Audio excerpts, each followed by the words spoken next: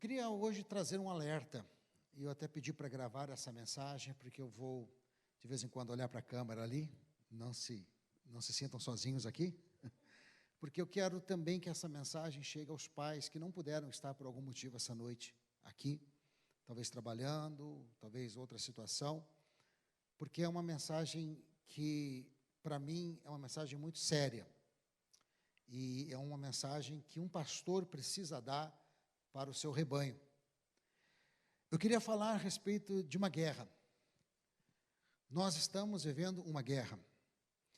Em tempos de guerra, atitudes de guerra.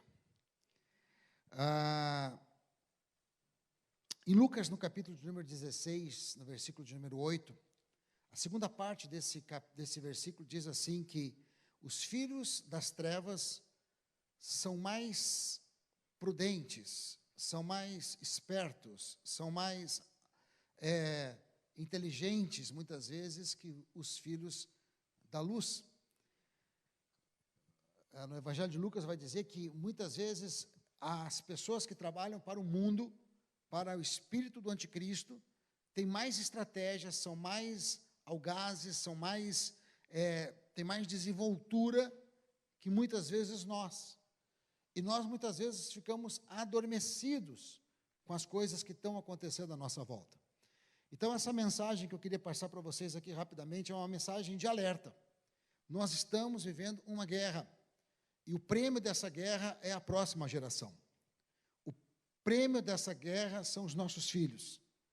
Hoje, o Noah foi me visitar, meu neto, e hoje eu louvo a Deus pela vida do Mateus, meu filho, a Jéssica, porque claro que a gente sempre se preocupa com eles, mas nós sabemos que hoje a presença de Deus já está no coração deles, eles fazem a obra de Deus, mas hoje quando o Noah foi me visitar e a gente foi um pouquinho na piscina, brincamos um pouquinho ali, meia horinha antes de vir para cá, eu fiquei olhando para ele e disse, nós temos uma responsabilidade com essa geração, porque o diabo vai lutar pelo Noah, o diabo vai tentar regimentar o Noah, e nós como pais e avós temos o trabalho de entender que há uma guerra, e o despojo dessa guerra são os nossos filhos. Existe um demônio, existe um principado que ele está na Bíblia desde o Velho Testamento.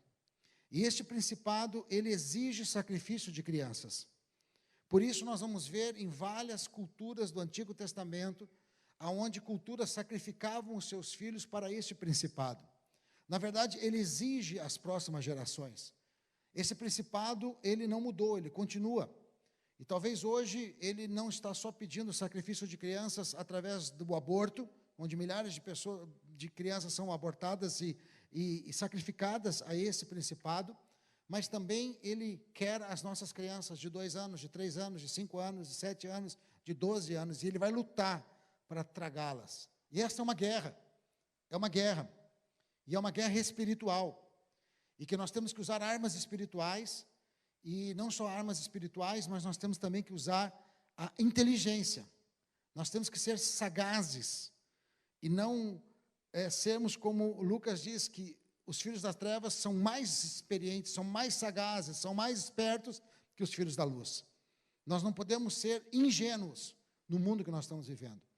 Ontem, quem acompanha o noticiário, viu que Cabul, no Afeganistão, caiu. E os talibãs assumiram ali a cidade. Hoje, quem olhou nas redes sociais, tivemos cenas terríveis, cenas que chocaram, talvez como 11 de setembro aqui nos Estados Unidos, de pessoas desesperadas, agarradas no avião, do lado de fora, e tentando sair, fugir dos talibãs, porque sabem o que espera a eles. Eu não sei se você sabe, mas talibã significa estudante. A palavra talibã significa estudante. E eles estudam uma doutrina que é uma doutrina terrível, maligna. E essa doutrina, ela é uma doutrina opressora que oprime a mulher e oprime as crianças. E a primeira decisão que os talibãs tomaram, hoje uma missionária que conseguiu fugir de Cabul, ela conseguiu fugir com a roupa do corpo, e ela está na casa de um outro missionário. Nós recebemos hoje uma notícia dela, dizendo que a primeira decisão que os talibãs já tomaram no dia de hoje é que todas as meninas acima de 15 anos, todas as meninas que têm 15 anos de idade e que são virgens, todas, eu não sei se tem 8 milhões de meninas assim, 10 milhões de meninas assim, 3 milhões, eu não sei a quantidade delas, mas eles vão passar em todas as casas e todas as meninas que têm já 15 anos de idade serão obrigadas a se relacionarem sexualmente com os soldados talibãs para gerarem filhos para que vão ser estudantes, talibãs também, estudantes dessa doutrina. E a ordem é que eles gerem nessas meninas de 3 a 5 filhos. E não importa qual é o soldado, pode ser filho de um, filho de outro, não importa. Importa que eles querem levantar mais 8 ou 10 milhões de crianças, porque se eles tiverem 18 anos no poder, daqui 18 anos serão 8 milhões de combatentes que vão estar debaixo dessa doutrina. Eu não vim aqui falar de geopolítica, mas eu vim aqui mostrar para vocês que existe um mover espiritual para tomar essa geração. Para tomar essa geração. Isso nos choca. Se não choca você, então nós temos que nos beliscar. Se não choca você, pai, que está em casa, a gente tem que se beliscar. Porque isso não está acontecendo só no Afeganistão, está acontecendo também nos Estados Unidos da América. Hoje, as meninas estão sendo tomadas também para gerarem filhos fora do propósito de Deus e para estarem, muitas vezes, aí, sem a condução da proteção da palavra de Deus. Não é difícil acharmos meninas de 12, 13 anos de idade grávidas. Grávidas porque saíram, grávidas porque se perderam com namoro na escola, se perderam com namoro nos relacionamentos, e essas crianças vão nascer longe, muitas vezes, dos princípios da palavra de Deus. E vão ser uma geração de jovens que estarão aí, totalmente sujeitas ao vento de doutrinas. Bom, dito isso, eu queria falar hoje para vocês, pais, que a nossa responsabilidade é assim com essa geração. Mas, em primeiro lugar, é aquela geração que Deus deixou que saísse do nosso ventre, do nosso interior. Né? Você, mãe, do seu ventre, você, pai, da sua semente. Não adianta nós ganharmos o mundo lá fora e perdermos a nossa semente. Não adianta nós ganharmos e queremos ajudar as meninas, mães solteiras, nós queremos ajudar todos lá, temos que fazer isso como igreja, mas não adianta querermos ajudar lá fora se nós estamos perdendo a nossa semente, porque o que vai ser cobrado de nós será a nossa semente. E eu queria trazer esse alerta, porque eu sou pai, eu estou aqui me colocando como pastor dessa congregação, dessa igreja, mas me colocando também como pai, como homem, como pai, como avô, e hoje eu separei aqui 3 inimigos, que neste tempo nós precisamos prestar atenção.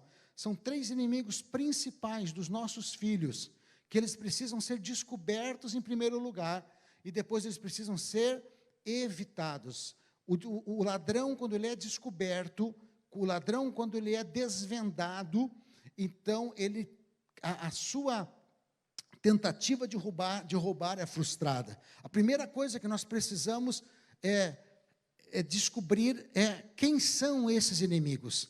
Quem são os inimigos específicos dessa geração que querem tragar a vida do seu filho? Qual é o nome do seu filho? Diz que querem tragar a vida do Noah, que querem tragar a vida do Mateus, que querem tragar a vida, né, de cada uma dessas crianças que são a semente do nosso ventre. Primeiro inimigo, eu quero dizer que o primeiro inimigo que nós temos que prestar atenção é a sexualização infantil. Nós estamos vivendo uma geração onde existe um principado trabalhando para sexualizar as nossas crianças. Tem um versículo na Bíblia que ele dá uma interpretação interessante, Cânticos, no capítulo de número 3, versículo de número 5, se não me engano, diz assim, no final do versículo: não desperte o amor enquanto ele não o quiser. Não desperte o amor enquanto ele não o quiser. O que eu posso entender, é uma interpretação, pode ter outras, é que as crianças têm o tempo certo para que elas se preste atenção na questão sexual. As crianças vão ter o tempo natural, aonde a questão dos hormônios, a parte da sexualidade, vai se vai florescer, vai desabrochar naturalmente. Mas esta geração que está aí quer despertar a sexualidade delas antes do tempo em que deveria ser despertada. Porque nós sabemos que se eles conseguirem despertar a sexualidade antes do tempo, então a sexualidade será contaminada. É como uma fonte cristalina, aonde o inimigo chega e coloca e joga veneno naquela fonte. É como se uma fonte pura, cristalina, que é a sexualidade humana, que Deus fez perfeita em todos os seus aspectos, tanto para o homem como para a mulher. O inimigo vem, então, antes da hora e joga sujeira naquela fonte, contamina aquela fonte. E agora, então, tudo que sair daquela fonte sairá distorcido, sairá contaminado. E como que esta geração, e como que este principado, o espírito do anticristo, que já se move na face da terra, trabalha para sexualizar as nossas crianças. Nós estamos diante de uma geração sexualizada. Nós vemos na internet, nós vemos nos programas de televisão, nós vemos nos filmes, nós vemos hoje nos próprios desenhos animados, em todos os lugares, uma sociedade extremamente sensual. Agora, com as redes sociais, não é que é uma bênção em muitos aspectos, mas o que mais se vê é uma exposição sexual.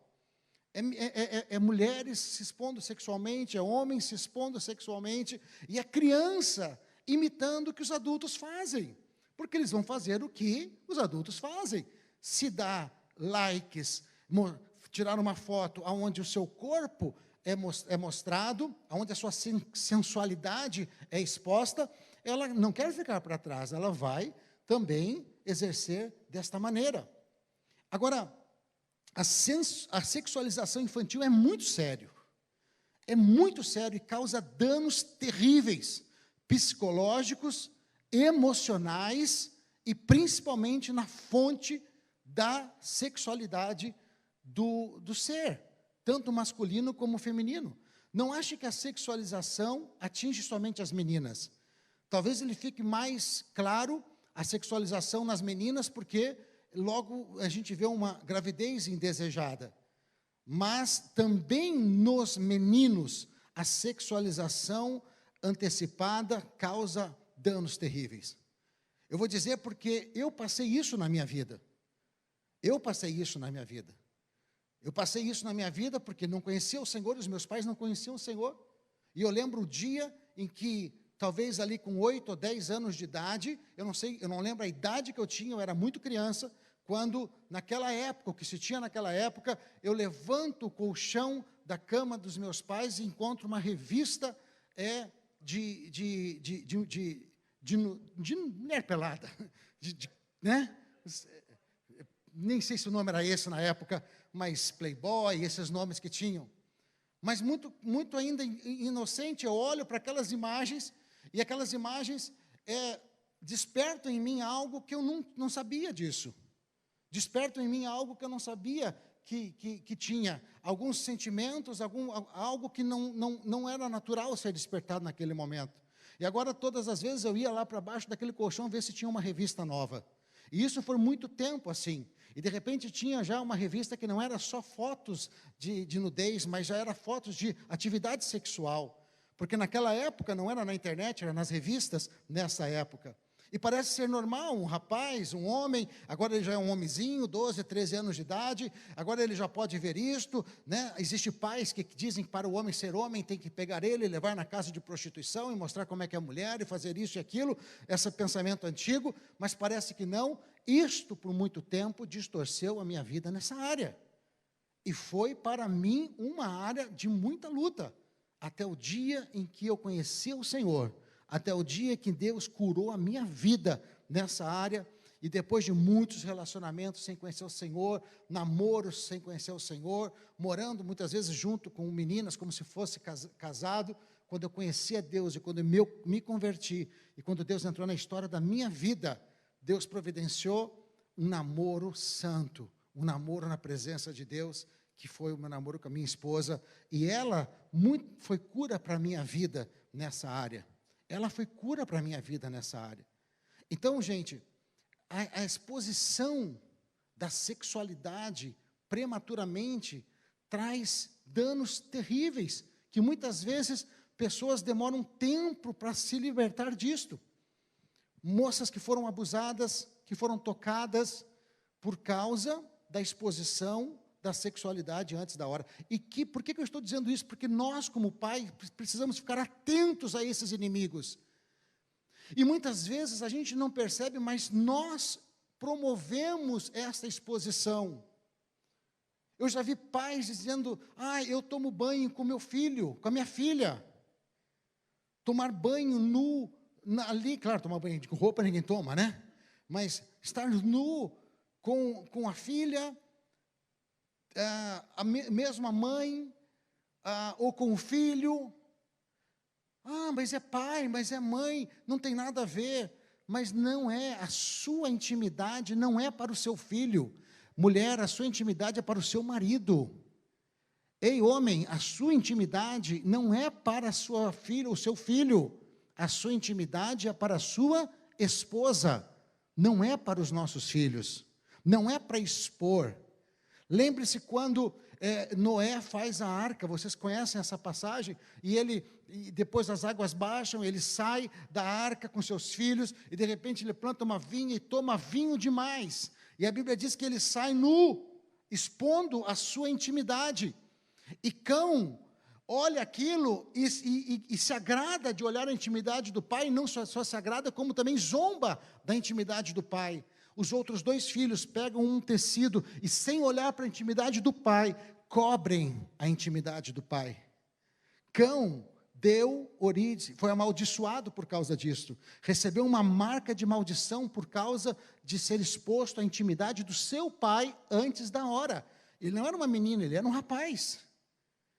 E ele foi a origem da nação cananeu. Os cananeus que foram destruídos pelo povo de Deus lá na frente, nasceu de Cão. Olha só quanta desgraça na frente por causa de uma exposição antes da hora. O próprio pai, os pais expondo aos filhos. Estão aqui comigo? Vocês estão entendendo o que eu estou falando? Filho não é para estar no quarto dos pais. Filho não é para estar exposto. Nós temos que cuidar como os pais, sabe? Uma das coisas importantes que vai defender a sexualidade na sua casa é ter um bom relacionamento sexual entre marido e mulher. Um relacionamento sexual saudável, um relacionamento sexual que supre a necessidade da sua esposa, que supre a necessidade do seu marido. Isso é importante, é muito importante, porque isso vai blindar a sua família. Mas tome cuidado. Tome cuidado para ter atividade sexual sem que seu filho ouça, sem que seja exposto a ele. Eu já ouvi de famílias de cristãos dizendo que tinham atividade sexual com o filho dormindo no mesmo quarto. Ou ouvindo na porta os barulhos, porque eles estão. Nós temos que cuidar dos nossos filhos, porque essa geração está sensualizando eles. E isso vai deixar uma marca que vai ser difícil depois de ser tirada. Outra coisa, internet, computador. Não podemos deixar os nossos filhos, por mais que eles achem ruim, com o computador no quarto, porta trancada. Computador tem que ficar na sala. Computador tem que ficar no lugar onde você está vendo. Nós temos que dificultar o acesso, porque você sabe que um clique abre a tela mais terrível. Você sabe, hoje em dia, não precisa ir debaixo do colchão. Hoje é um clique, está no celular. Cuidado com o filho que fica com porta fechada. Pastor, mas ele já tem 11 anos, ele já tem 12 anos, mas o que é 11 anos, o que é 12 anos? Você precisa vigiar. Cuidado com o que eles estão vendo.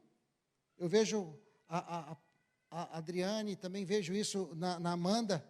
Quando o Noah está ali, ele gosta muito dessas 3 palavrinhas, e ele pega o celular, e muitas vezes o celular é uma bênção para as crianças, né? Porque, o tio Bill Gates, ele ajudou muito as mães, né? Quando as crianças estão muito nervosas, pegam ali e ficam ouvindo, e eles gostam de ficar. Mas a gente tem que ter cuidado, porque qualquer som diferente a Amanda está ligada. Qualquer página diferente, a Amanda está ligada do que está acontecendo. Existem algumas coisas hoje de travas, mas mesmo essas travas não são confiáveis. O olho do pai é o mais confiável. Então, a primeira coisa que eu quero dizer para vocês, nós temos um inimigo que é a sensualização, a sexualização infantil. Cuidado, que vai para o banheiro junta. Menina, eu sei que mulher gosta de ir para o banheiro junto, até as mais velhas, né? Mas às vezes para conversar, para segurar a bolsa, sei lá o quê. Mas cuidado as meninas que ficam no banheiro juntas. Cuidado com as meninas que dormem no mesmo quarto, a amiguinha vem dormir. Ei, sexualização não é mais só homem e mulher, não. Nós estamos numa geração diferente. Mas o que eu vou fazer? De olho, porque é nossa herança. E o diabo quer destruir. Segundo inimigo, as drogas. As drogas. Nós temos que estar de olho com os nossos filhos. Nós temos que comer junto, pelo menos uma vez ao dia. Eu sei que às vezes você chega cansado, tem pai que gosta de comer na frente da televisão, outros gostam de comer, mas nós temos que sentar à mesa com os nossos filhos. Nós temos que sentar, porque sentando à mesa, nós olhamos para o olho dele, a gente sabe se as coisas estão bem ou não. Sentando à mesa, a gente faz as perguntas que precisam ser feitas. Mas às vezes, estar dentro da mesma casa, você não consegue perceber o que está acontecendo. Estar dentro da mesma casa não faz você perceber o que está acontecendo. Deus deu ao pai, Deus deu à mãe, o poder e o discernimento de saber que tem algo errado com o filho, mesmo sem ele falar. Só de olhar nos olhos, mas para que você possa perceber, você precisa sentar à mesa, comer junto. E aí, filho, como você está? E não é sentar à mesa com o celular. Mas ele não larga, ele briga. Briga você com ele. Não, agora você vai deixar o celular aqui do lado. Agora nós vamos comer e vamos conversar. Como foi a escola? Como está? Como foi o curso que você fez? Como foi seu dia? Como você está? Faça perguntas. Eles não gostam de responder. Faça mais perguntas. Faça mais perguntas. Você é pai, você é mãe. As perguntas revelam respostas. Uau! Quem foi o pensador que disse isso? Toda pergunta exige uma resposta. Faça a pergunta e exija respostas. Pastor, o senhor está muito retrógrado. Exige a resposta. Me responde, você não me disse como é que foi a escola. Foi bom. Não, bom não é resposta. Quais as aulas que você teve hoje? Quem são seus amigos na escola? Quem é a sua melhor amiga? O que vocês gostam de brincar? Ela é filha de quem? Antigamente não era assim? Você chegava, filho de quem? Filha de quem? Quem é os pais? Nós não sabemos. As crianças saem, vão para brincar, a gente não sabe quem que é o pai, quem que é a mãe. Você não sabe se a mãe anda pelada dentro de casa. E seu filho está lá dentro, e a filha está lá dentro. Vai dormir na casa do amiguinho, vai dormir na casa da amiguinha. Você não sabe. Não abra mão do seu tesouro. Deus nos deu isto. E nós temos que guardar, porque as drogas, elas são as adições. As drogas são muito diferentes, não é só cocaína, não é só maconha, que dá para sentir o cheiro no primeiro cigarro que ele ligado dentro de casa, todo mundo já viu. Não é assim não. Hoje as drogas são diferentes, as drogas são através desses cigarrozinhos elétricos que seu filho está fumando na rua e você não sabe. Hoje as drogas são ácidos, são pílulazinhas que ele fica um pouquinho mais vidrado e você não percebe. Dentro da mochila dele você não sabe. Então as drogas, você vai ver que o seu filho está aéreo. Você vai perceber que ele não está no seu estado natural. Mas tem pais que, eu sei que a vida aqui é assim, gente, é trabalhar, mas isso não será desculpa para perdermos os nossos filhos. Amém, papai? Amém, você que está aí em casa, você que vai ouvir essa palavra. Terceiro inimigo, depressão. 3 inimigos dessa geração: sexualização infantil, prematura. Eu tenho que bater nessa foto, nessa área da sexualização infantil um pouquinho mais ainda. O seu filho vai repetir o que você faz. Porque a sensualização, ela não está só na área infantil. A própria mãe sensualiza. O próprio pai sensualiza. E os nossos filhos vão fazer o que a gente faz. Então, nós temos que cuidar até com as roupas que a gente usa. Sim. Não vai usar uma roupa e um short. Mas eu estou dentro de casa. Está dentro de casa, mas tem criança. É o seu filho. Dentro do quarto, com seu marido, usa aquela roupa mais maravilhosa, provocante que você queira.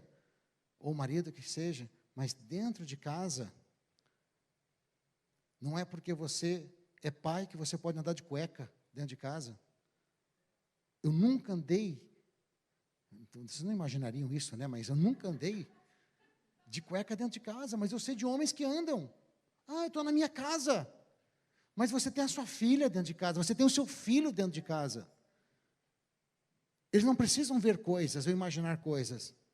Então, muitas vezes, volto para essa tecla, porque ela é importante e talvez seja um dos principais problemas que a nossa juventude está tendo hoje, nossos filhos. Terceiro, depressão. E a depressão, eu quero falar a respeito dessa dobradinha, depressão e suicídio. Nós estamos vivendo uma geração muito exposta ao suicídio. Muito exposta ao suicídio.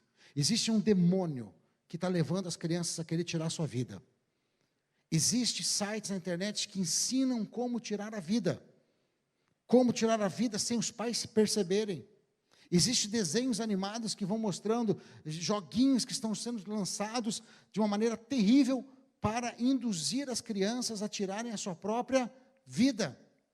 E através do bullying, através das situações que elas passam, pelas dificuldades que elas têm de passar na vida, que não tem o contato com o pai, não tem a mesa com o pai, não tem como desabafar, muitas vezes nós encontramos crianças de 12 anos de idade, 11 anos de idade, deprimidas, com síndrome de pânico, todo tipo de síndrome, por causa que isso não é natural, isso é demoníaco, gente.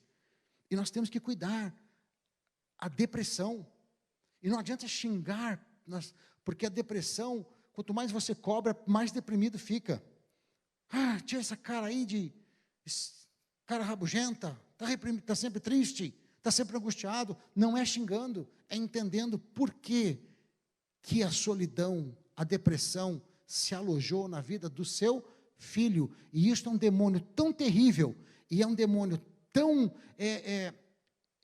terrível e traiçoeiro, que ele mata o seu filho sem você perceber. Mata o seu filho sem você perceber. Então, os pais precisam prestar atenção, porque tem uma geração de crianças deprimidas.